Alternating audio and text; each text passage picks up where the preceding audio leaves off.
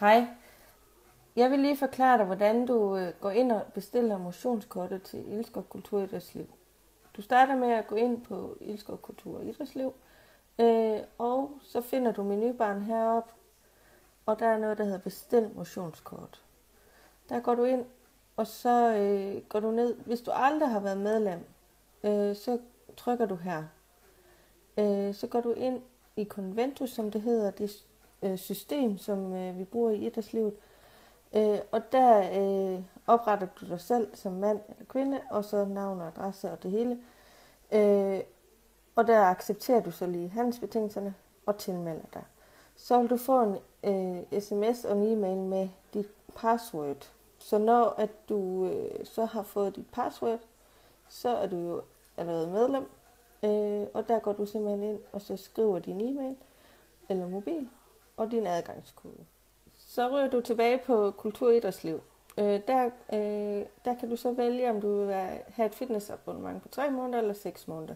Det er lige meget, hvad du vælger, fordi at, det kører front, sådan at du hver måned betaler de 149 kroner, og du skal fysisk gå ind og afmelde dig kortet den dag, du ikke ønsker at være medlem længere. Vi har noget, der hedder fitnessabonnement, og det er fra 16 år og så op til seniorer. Og seniorer kan man også vælge. Det er samme pris. Det betyder ikke så meget. Du vælger den ene af de her, og så siger du vælge. Og så skulle der gerne komme igen frem til Conventus. Og der skriver man igen sin... der skriver man... Når du har skrevet din adgangskode, så kan du vælge mellem de forskellige profiler. Og der ikke er noget for en lige at trykke på den. Og der kan du se, at jeg allerede er på abonnementsgruppen. Så den person, jeg trykker på, er allerede oprettet. Nu prøver jeg lige at gå ind og så oprette på en af mine andre profiler. Jeg prøver lige at gå ind og så oprette på en af mine andre profiler. Og der kan man se. Ja. Næste.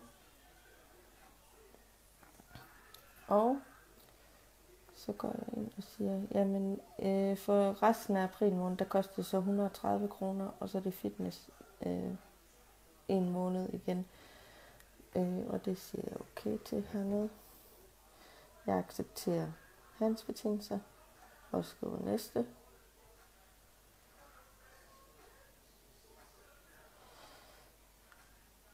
Og så kommer der simpelthen med betalingskort og opretter abonnement.